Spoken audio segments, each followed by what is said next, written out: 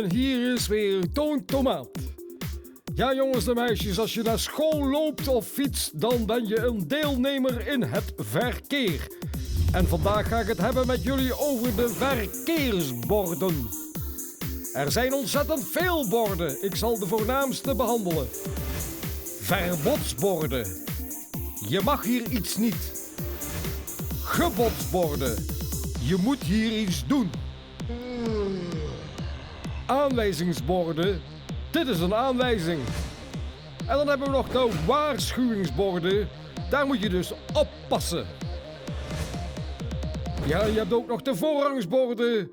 Ja, en als we ons niet aan de verkeersregels houden, dan gebeuren er grote ongelukken.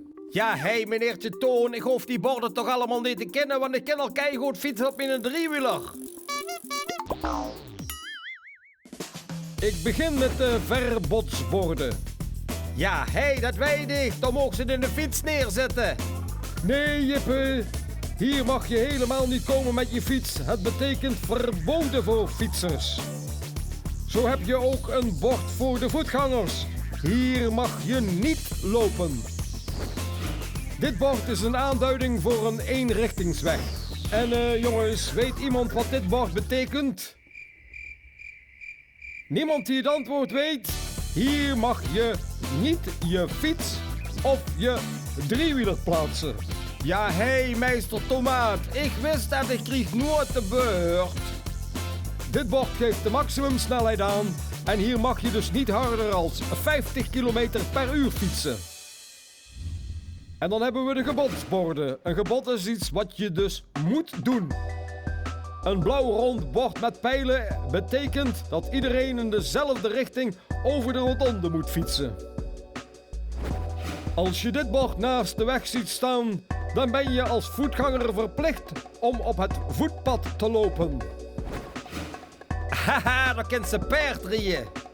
Nee Jippe, je praat weer voor je beurt en het is weer goed fout. Want je moet hier met je paard verplicht op het ruiterpad lopen. En dan hebben we de aanwijzingsborden. Deze borden zijn de autosnelweg en een gewone autoweg. Ja, en hier mag je natuurlijk niet met je fiets of met je driewieler opkomen.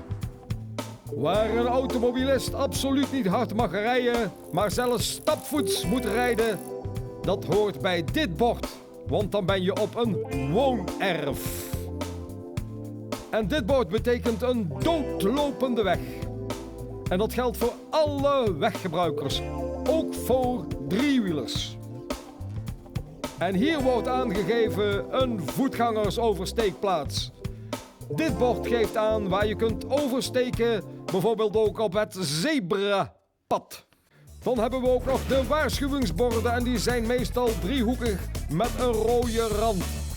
Ja, hé, Toon Tomaat, als het op de televisie komt, hè, zijn er dan ook waarschuwingsborden van dicht gemaakt? Ja, leuk Jeppe, zwijg liever. Ik zeg niks. Als je door het bos fietst, dan zie je dit bord. En dat betekent dat er groot wild over de weg kan oversteken. En hier moet je uitkijken dat je niet van de kade in de rivier kuitelt.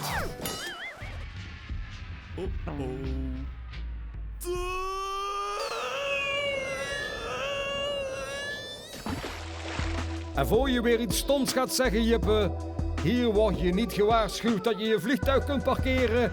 Nee, het is een waarschuwingsbord dat de vliegtuigen laag kunnen overvliegen.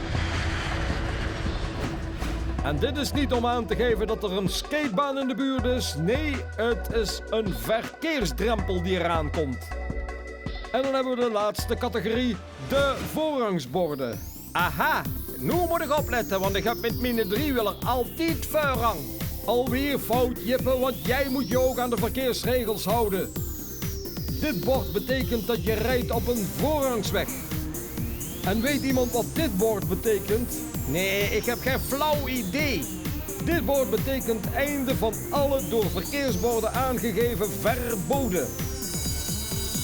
En voor mij betekent dat deze les gelukkig is afgelopen. Zo, oh. En tot zover deze les.